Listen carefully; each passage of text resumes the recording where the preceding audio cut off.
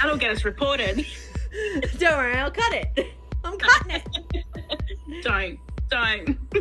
Just this gross, repulsive gutter rat of a man trying to cosplay as a landlord, upper middle class, fan of gentrification. It's like a fucking slug in a top hat, mate. Well, he's also an inventor. Sorry. This podcast was created on the lands of the Gumbaynggirr and Wurundjeri peoples. We pay our respects to elders past and present. Always was, always will be.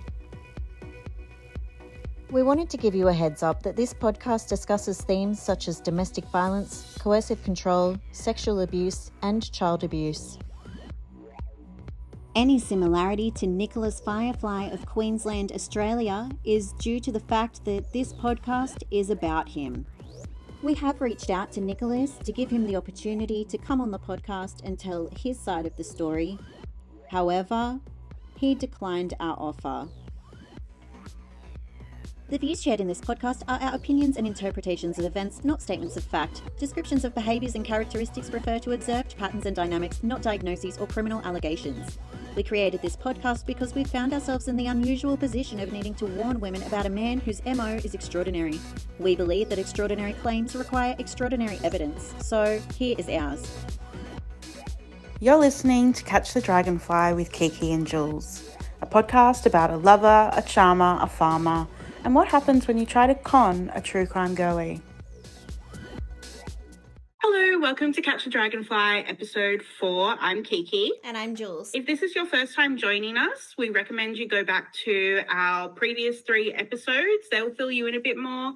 But to sum it up, we're 2 true crime girlies that got targeted by the same con man. In this episode, we're going to do more of the usual. We're going to fill you in on more lives that we uncovered from his past, what he was getting up to after the police removed him from my place, and figuring out just how real his next victim was. Before we get more into those points, we're going to need to talk a little bit more about this man's family tree. It actually gets a little confusing. I think it's confusing for everyone. You know, I'm confused. I think he's confused also. And the branches go far and wide. I have gone ahead and taken the liberty of creating a family tree.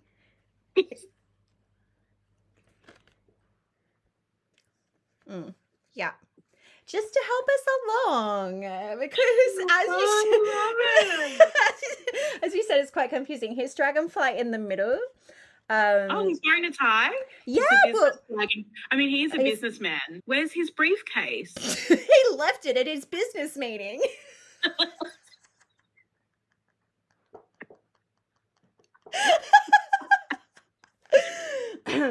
He's actually in his private school uniform. It's very important to him that you know that he went to private school. Let's start with mum's side. Okay. According to Dragonfly, his mum is Aboriginal, but also when I was going back through my messages, he told me that down the track, she's also partially Jewish. She's a widow, and then there's a lot of other conflicting stories. She's a self-made artist, a drug lord. She goes to his kink parties that he would throw, allegedly. Apparently. He told me quite a lot about his mother, who unfortunately had passed away. And it was a really sad story. He told me the same as you all about how she was an artist and struggling with addiction her whole life whilst being a drug lord. He didn't word it like that, by the way, but I'm not going to use the word that he used. And he told me that he's Indigenous on his mum's side. His story to both of us is that mum's Quandamooka, is that right? Yeah. A little bit confusing here because he actually told his wife that he's Yuwibara, that his family are all on Mackay Island. He told me that Grandma is a very bad lady. Grandpa's even worse. Grandma enabled Grandpa's hideosity. And so he's in no contact with these ones and Mum's passed away. It's quite sad. So I'd heard a different story about his grandma. Apparently he was very close with that grandmother. He was close with both of his grandmothers. But that one, he actually told me that he had nursed her on her deathbed.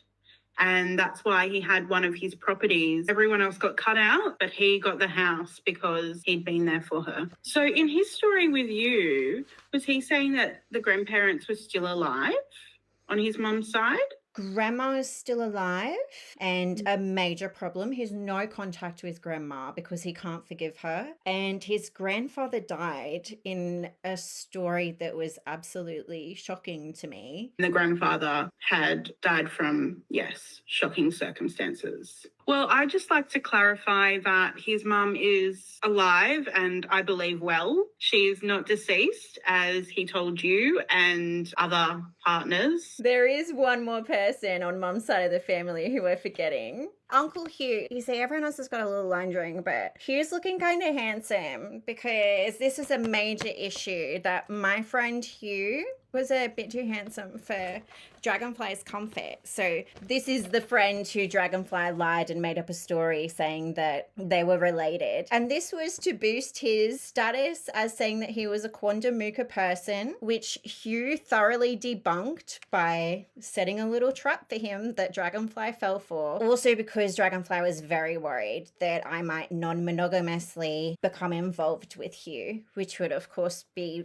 earth-shattering for Dragonfly if that occurred. So Dragonfly told a whole bunch of lies so that Hugh could be ever so temporarily added to Dragonfly's family tree to keep me away. We understand that, you know, in Indigenous cultures, family is different and aunties and uncles, but in this family dynamic, there is no relation to Hugh and the Dragonfly. Whatsoever, of any type. Well, he was claiming that his relations to Hugh were people that Hugh was basically just making up to see what this guy would agree to. We met him for a beer when I came to visit you, and he was like, I was just saying all my white family members. Jeez. Whoopsies. If we go over to Dad's side of the family, we've got Dad over here. Dad, unfortunately, is one of the Dragonfly's family members who did actually pass away, we think, when Dragonfly was a toddler. As a result of this, Mum sent Dragonfly apparently to live with her parents, which is why there's all the animosity. And that's the story he told you? Yes.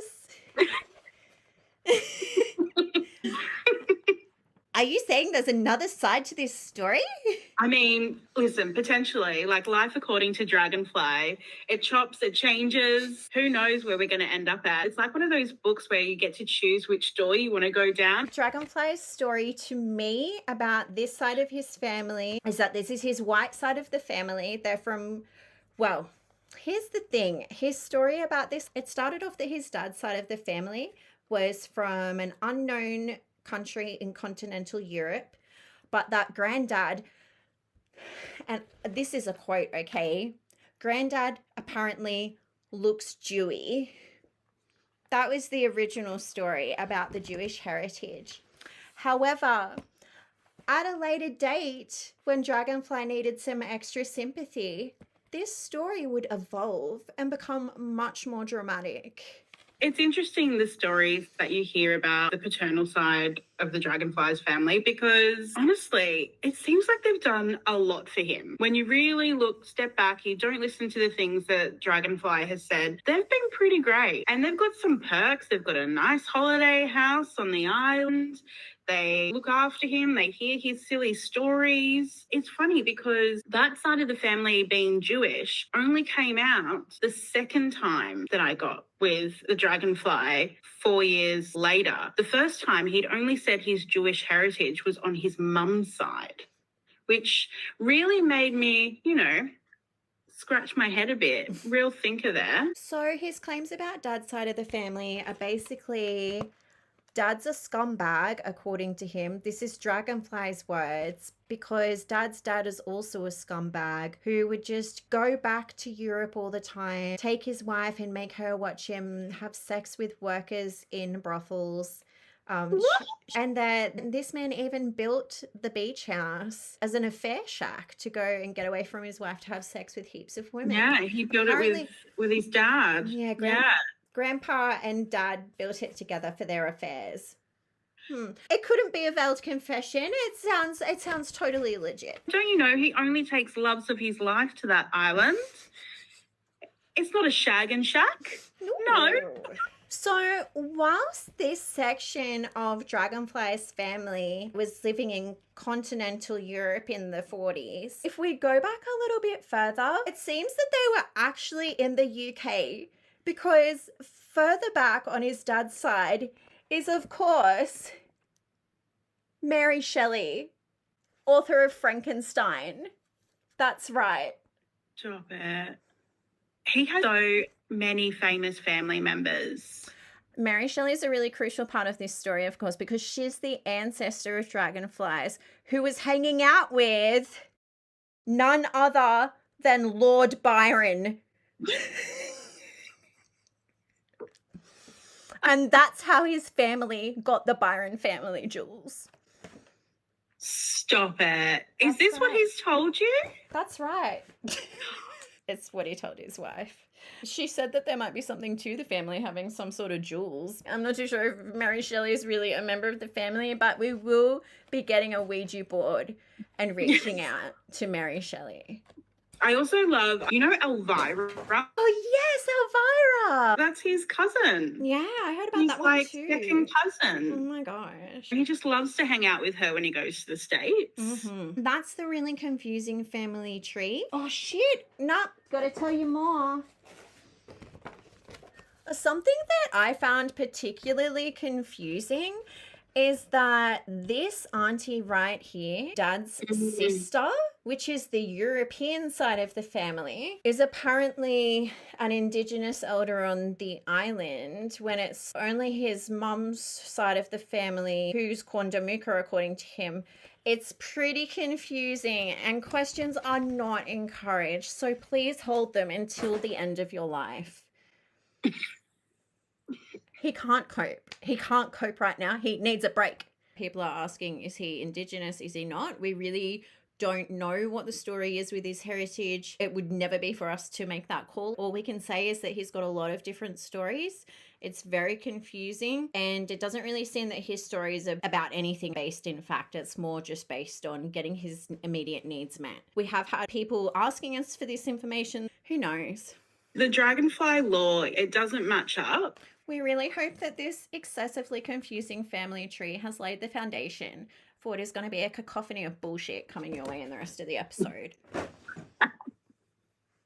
Yes. Okay, so we've established that, he's on the island, he's there, and, he gets busy pretty quickly once he gets on the island, doesn't he? He's very busy. At this time, he's still messaging me all of the time trying to get back with me. And we're going to get into it later, but I was responding. He's spending time with a lot of his family members, most of whom we've been able to confirm don't exist. And the ones who do are not who he says they are. He was telling us that he was spending a lot of time with the other elders doing ceremony to make up for the fact that he's a compulsive liar and a woman abuser. When we questioned him about who these people were, he came out with Speedy and Swifty and these other names. The names of his relatives that he claimed to have, I noticed a pattern. While he was on Gumbaynggirr country, he was paying attention to things around him.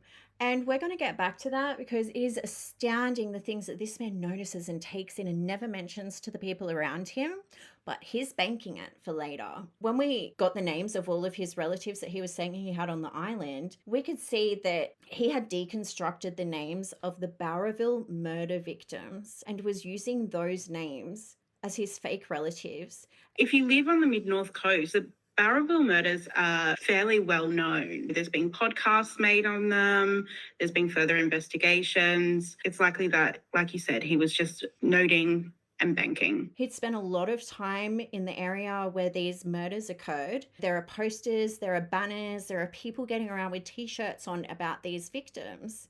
So the Barraville murders are absolutely tragic. The victims' names are Clinton Speedy Duro, Evelyn Greenup, and Colleen Walker. It's a serial killing of 3 Indigenous children in Barraville. Everyone in the area feels that we know who did it, and we feel that the police know and knew who did it, but there's still been no justice for this case to this day. Hence all of the banners, and hence the Dragonfly banking those names away. It's just sick. He's getting up to a lot on the island. He's hanging out with a lot of island queers. He's doing a lot of gardening because, as you know, our Dragonfly, when he is heartbroken, he will garden. He will garden all day.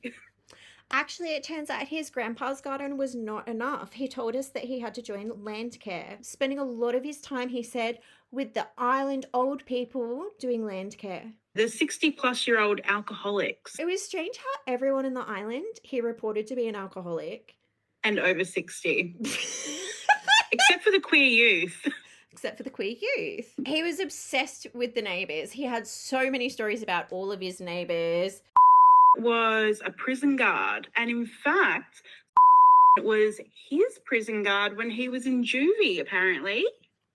Wow, what a small world. Prison guard married to an artist. And then we've got the cowboy next door, who he seemed to have some sort of rivalry with. He was hating on that cowboy. They had the same hat. The same hat, and there's only room for one cowboy on this street.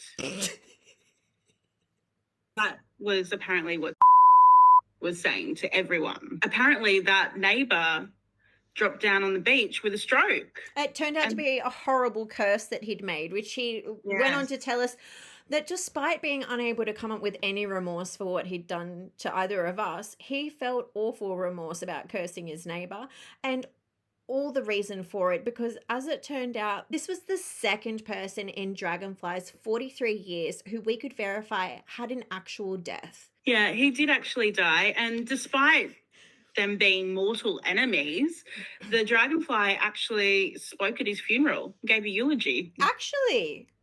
Well, no, I doubt it. Dragonfly law. Now, there were some other unnamed neighbours who were causing some problems for Dragonfly. They did something even worse than wearing the same hat as him. So while he was doing all this gardening, I mean, he had a lot of rubbish to get rid of. They, and this is alleged, I want to be clear, used his bin. Don't get many bin collections on the island, so using a bin of someone else's without permission. As I said, he was still trying to impress me, and for some reason, he thought it was going to be impressive to tell me that he had been really aggressive towards his neighbours for using his bin. I was calling him out at the time for being a compulsive liar and failing to get any type of accountability out of him, but now I understand why, because he was busy dealing with the real problems in the world. He had to deal with them in writing, and I'm not talking about a note to the neighbours. I'm talking about a note on the neighbour's bin, and Tiny, you can put up the slide. Absolutely unhinged. The fact that I'm calling him out for compulsive lying, and it says right here, lying makes it worse. Wild. I can't. And don't worry, knowing this guy, it's very unlikely that he actually performed this act of harassment. Actually, that felt wrong coming out of my mouth. It is fairly likely that he would do that. Because he would let situations bleed from his fantasy world into reality. And it's like he doesn't pick up that other people don't exist in his fantasy world. They're only responding to reality. And then this weird thing he's done because of imaginary scenarios. Totally. I was going to say, I'm like, half the time I'm certain that he's just making up these scenarios, playing all the parts, and then like going off at people. Yeah. You know, that's how he does this. Like, it's all so fictitious. But sometimes I wonder, does he know that he's playing all these parts? Does he realize that all of these are made up stories? I mean, I'm not a doctor.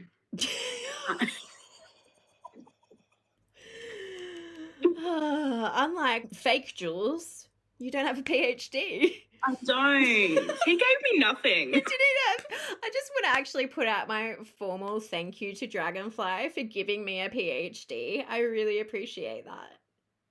Thank you, Dragonfly. He also had his daughters come to visit him while he was on the island. You know, he was using them to manipulate the both of us and trying to include them in voice messages that he would send to us both. He was also, and this is really sad, his daughters and I have become really close. I just loved them. I've cherished the time that we all spent together. They're such beautiful girls. And that was definitely the hardest part about breaking up with him, was wondering, am I going to see these girls again? He was telling them that that would definitely be happening, because he was telling his children that he and I were still together. He was just on a holiday before he comes back to my place. And that's exactly what he was going for. His wife had sent me a message to let me know all of that information and to confirm that she certainly wasn't dressed promiscuously, as he had claimed at the ferry terminal to try to hook up with him. In fact, she'd worn an oversized t-shirt just so that there was nothing for him to misconstrue. She also let me know during that conversation, which was just so funny, that I was telling him all about relationship anarchy and that I had broken up with all of my other partners to focus on him. Relationship anarchy, apparently. Dump everyone in your life so that you can obsess over some weirdo. He wishes. Now, with the land care, I actually have a theory of what he was actually doing. So, Jules, I think that the Dragonfly was actually doing work for the doll rather than land care. I'm just putting it out there. That's my take. When you're on Job Seeker for a certain amount of time and you're applying for jobs and you're not getting them, at some point they're going to make you work for the doll. And there's no shade in that. You know, I think we all deserve to be supported by the government at some point in our lives, or multiple times, if not all our lives. But he was veiling this as land care, allegedly. We also received a very interesting message from someone who was really concerned that they'd seen him at the ferry terminal with someone who appeared to be a lover. They were very friendly. Now, Dragonfly was still messaging me at this time, telling me that he was completely obsessed with me, wanted to get back with me. I was just asking him for the money back that he owed me. But I did think it was pretty funny he was saying this to me whilst also getting quite handsy with someone at the ferry terminal.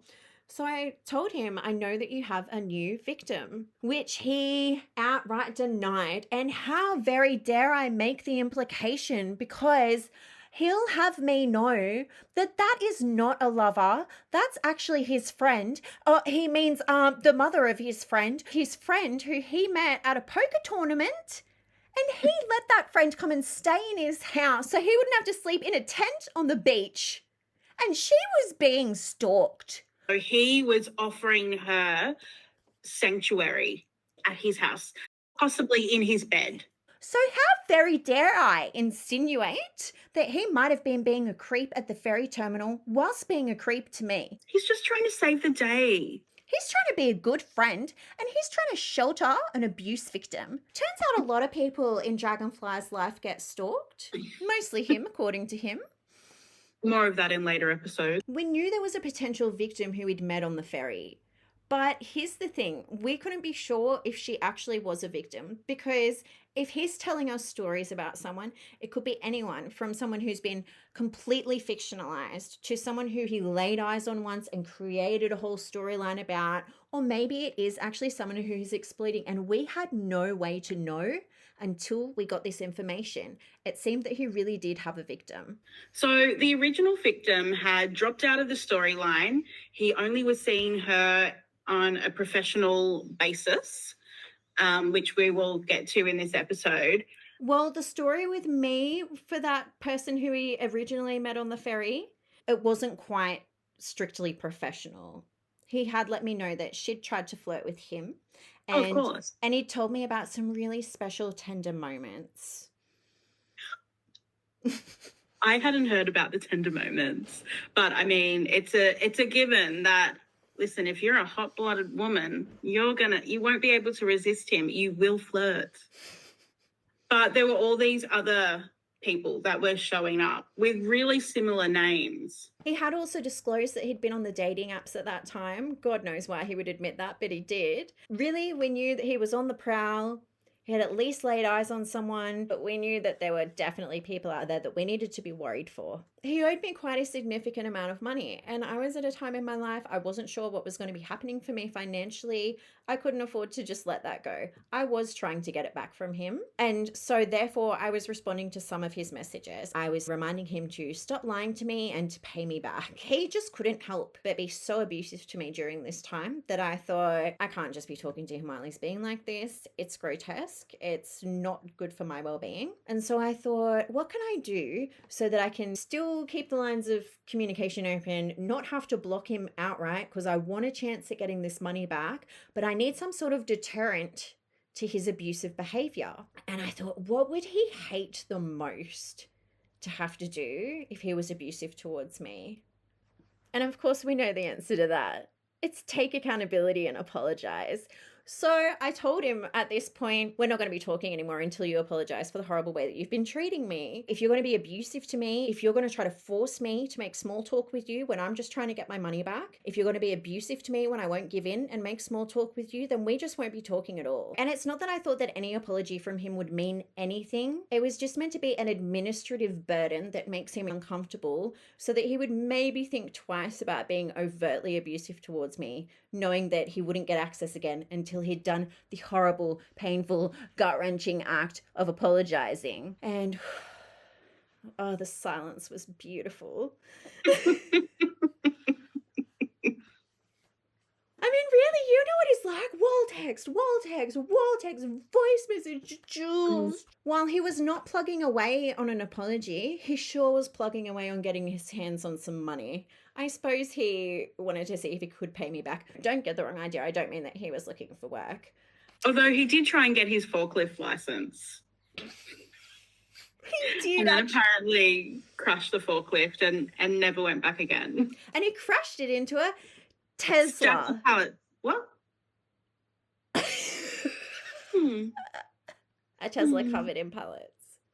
Who knows? Confusing. Look, he did probably crash it into something. We do know that the one confirmed time that this man operated a vehicle, he plowed it into someone's lounge room. So I have no doubts that he crashed the forklift into a Tesla, stack of pallets, a pile of ducklings, whatever it may be. After the forklift incident, he reassured me that he had a much better way of making money. The woman who he'd met on the ferry, he was working on an invention with her. You should definitely say this to someone who's calling you out for being a con artist. Don't worry, I'm going to pay you back. I've got a patent. I mean, you know, why wouldn't he add to his long list of careers? Farmer, tattooist, cartoonist, fucking inventor.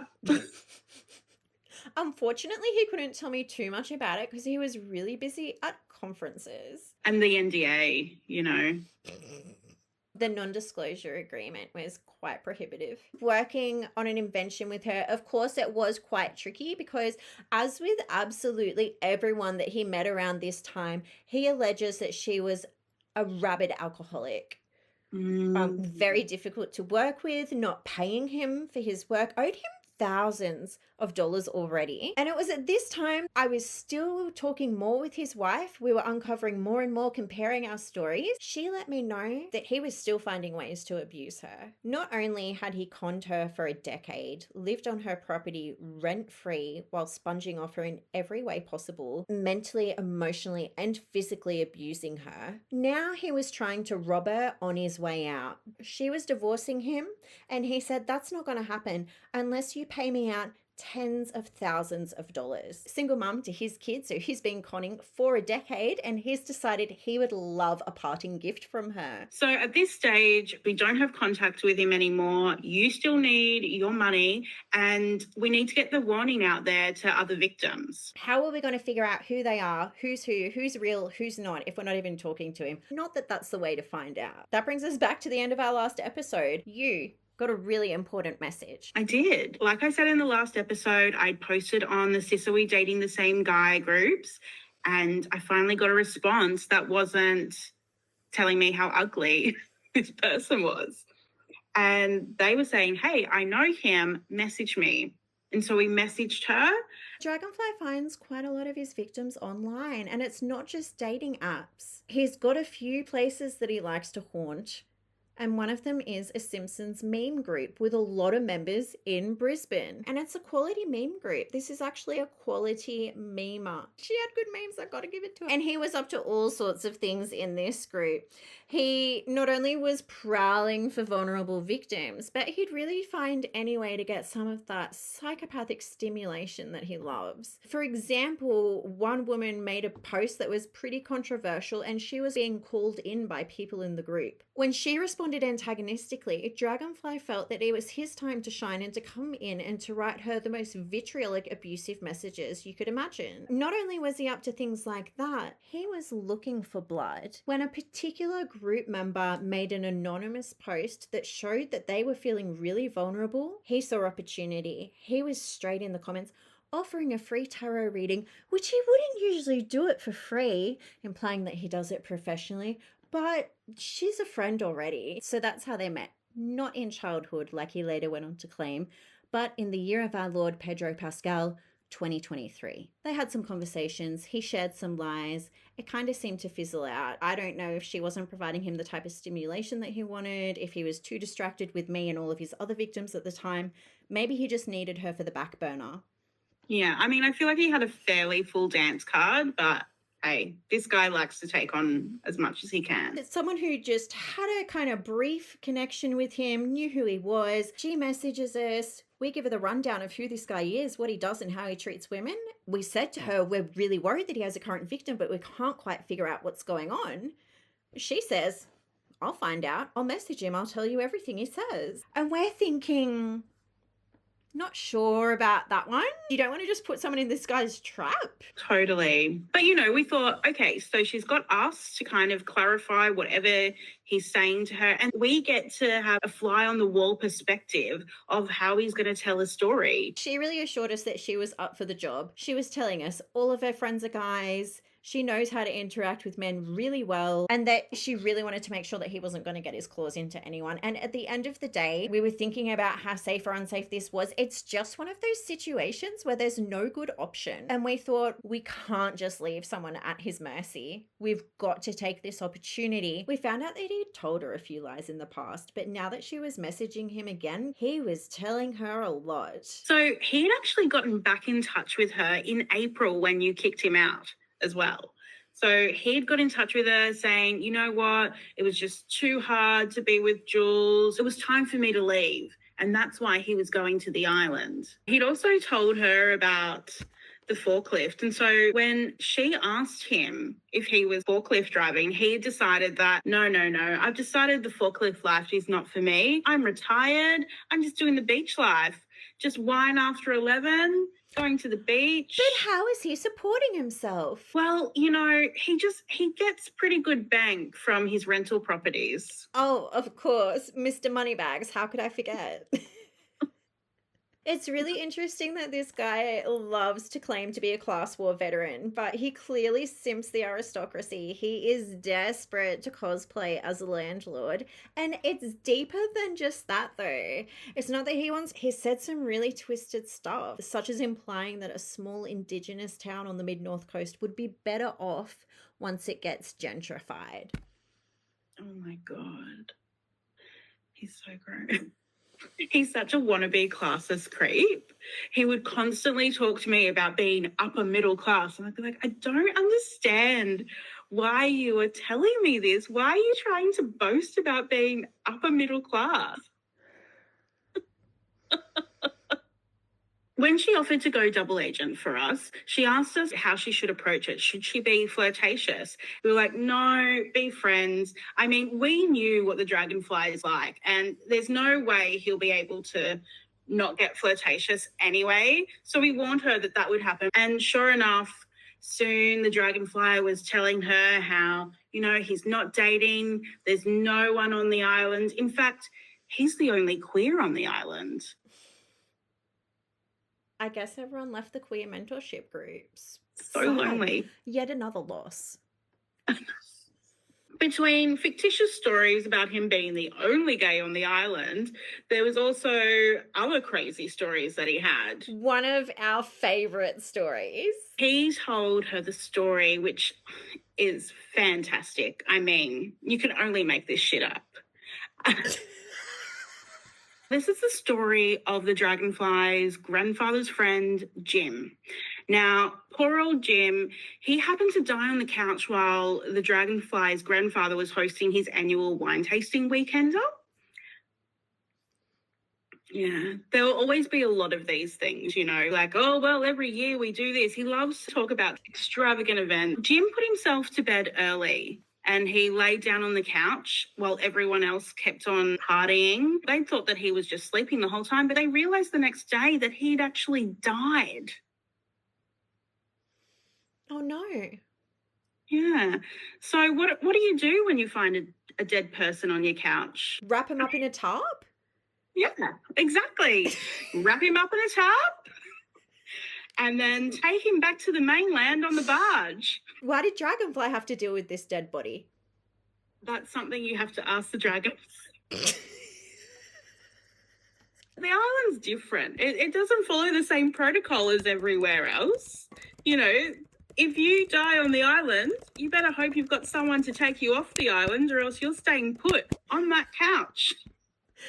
I've made a little questions for Dragonfly interview. Why did you have to move Jim's body? Yes. So Jim's died on the couch. The Dragonfly and his grandfather have wrapped him up in the tarp and taken him on the barge to go back to the mainland. But then there was a bit of a kerfuffle with the people working on the barge, because they were saying, listen, you've only bought 2 tickets, but clearly there's 3 bodies getting on this. We don't care if they're hot or cold. You need a ticket. They're taking up space. You need to buy an extra ticket. I believe the Dragonfly was charming enough that he never had to pay for that extra ticket. Surely not. Surely he can. I mean, they know him. He's a local. It's Dragonfly, Island Elder. Dragonfly. They've known him since he was a wee little lad. Of course they're going to let him get on the ferry with Jim's body in a tarp. God, we wish he'd buy a ticket for that corpse, but it's Dragonfly. I mean, Let him go. It's just he's getting hit left, right, and centre, isn't he? He's been through a lot. It's making them like, come on. People are always dying around him. I'm so glad I'm still alive. I actually told him at one point that I felt that he was cursed because everyone around him was dropping dead. That's why I couldn't let him back. I didn't want to be the next one. 2 people that died in that time that he was on the island when you kicked him off.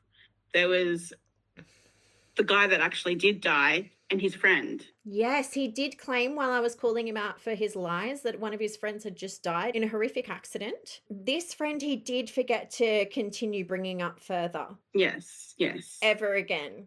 And I'd never heard of this friend previously. Well, the friend was not brought up prior nor since. No. They were very close. So close. Allegedly. So close that it's like they're the same person, and that's why this other person never needed to be named. It's just implied if Dragonfly's there, so it is unnamed dead person.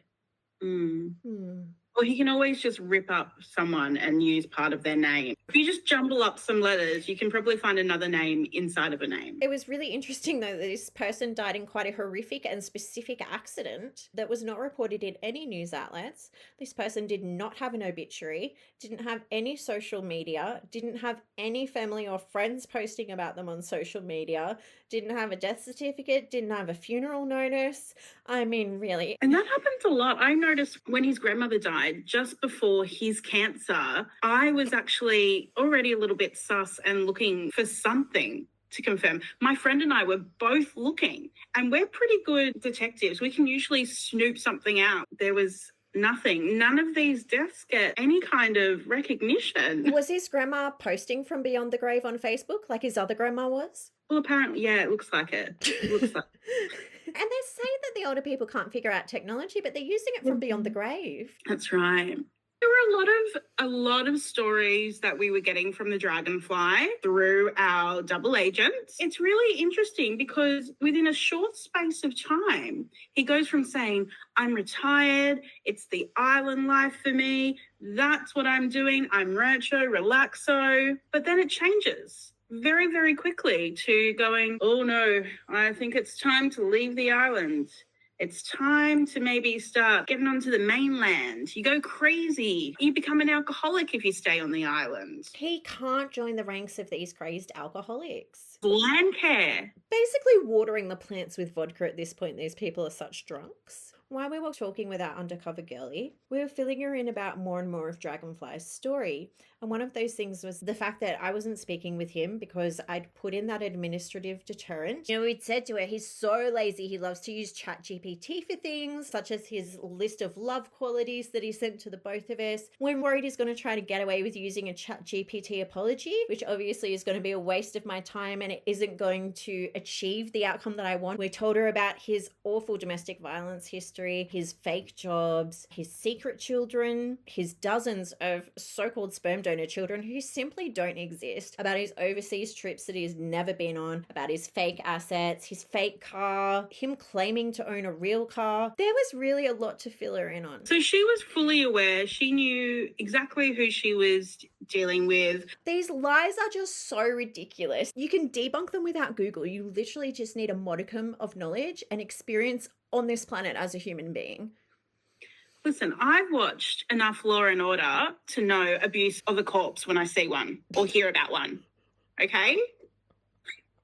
This man is so ridiculous, but believes that he is highly intelligent, much more intelligent than everyone around him. It's his ignorance and the fact that he does believe that he is so much smarter than absolutely everyone else that is his downfall. That's the thing that unravels him every single time. He just goes that step too far and you just go, I don't think so. He doesn't have any kind of understanding of what's remotely plausible. It's like with the cancer. If he's going to tell me that he has cancer, Google the cancer.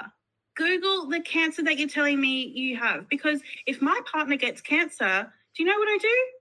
I'm going to Google that shit. I'm going to say what we can do about that. Look, this man is so good he doesn't need to brush his teeth. Do you really think he needs to Google things? He already knows. I mean, I think you'll find that his founding fathers actually were the ones that invented Google. He was probably part of, the Google startup. Yeah, exactly. Did these people invent Google? Yes, I believe. Back to the apology I've been waiting on from Dragonfly. I did actually end up getting, a message. It's quite recognizable, a copy-paste job from ChatGPT. Something that I loved to point out to Dragonfly when we were together. Look at this person trying to pull off AI as their own work. It was still of little to no surprise to me when the apology that he sent me was exactly that, a copy-paste job from ChatGPT. And we could not believe why he did that, because it wasn't even his own idea. For some reason, it's a confusing scenario. It's a confusing situation. Who knows why anyone in this story did anything the way that they did it? But for reasons completely unknown to us, our undercover agent had gone ahead, and after hearing from me, a ChatGPT apology wouldn't give him that deterrent to being abusive to me, she still went ahead and said to him, just get ChatGPT to write the apology. So he actually tried that. And he actually tried for a few minutes afterwards to pretend that he'd written it. Oh, honey. Having said that, we are incredibly grateful for our double agent and the work that she did for us. She really became very close and really infiltrated the Dragonfly realm. It wasn't all cringecore and AI apologies. We actually had a really lovely time in the group chat with this new friend of ours. We had video calls that went for hours. We shared so many different memes, Simpsons memes, of course, and she was making some banger memes about Dragonfly. And of course, she was sharing a lot of screenshots from their conversations together. Unfortunately, we still weren't getting a clear picture of how deep he had his claws into his current victim. We still couldn't really figure out if she was someone he saw once, if she was an acquaintance, a friend, or if it was much deeper than that and she was in a whole lot of danger. And so while we were trying to figure this out, this time it was your phone that chimed. It sure did. It was a message from Dragonfly. And this time it wasn't a self-pitying diatribe. It was an apology. And unless he'd gone to the effort of editing in a whole bunch of typos, it was one that he wrote himself. I really thought that it was my powers of persuasion that had led to him sending me such a thorough and well thought out apology. What we didn't know is that there was something much more concerning to the Dragonfly than anything I could possibly send him that was motivating him to act. and now. The Dragonfly's world was about to be turned upside down, and we had front row seats.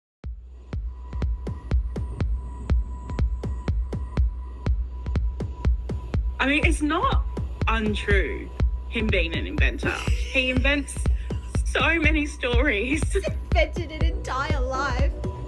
Yeah, I couldn't fit Uncle in there because I had to turn Uncle into Lord Byron. It's all right. I don't even know where that came from. What? I didn't hear anything. Thanks for listening to Catch the Dragonfly with Kiki and Jules. Every time you like and share this podcast, a horrible man shits his pants. Don't forget to subscribe to the podcast and follow us on Instagram, TikTok, and YouTube. If you or someone you know is affected by domestic or family violence, you can call 1-800-RESPECT for free, confidential domestic violence support. That's 1-800-737-732.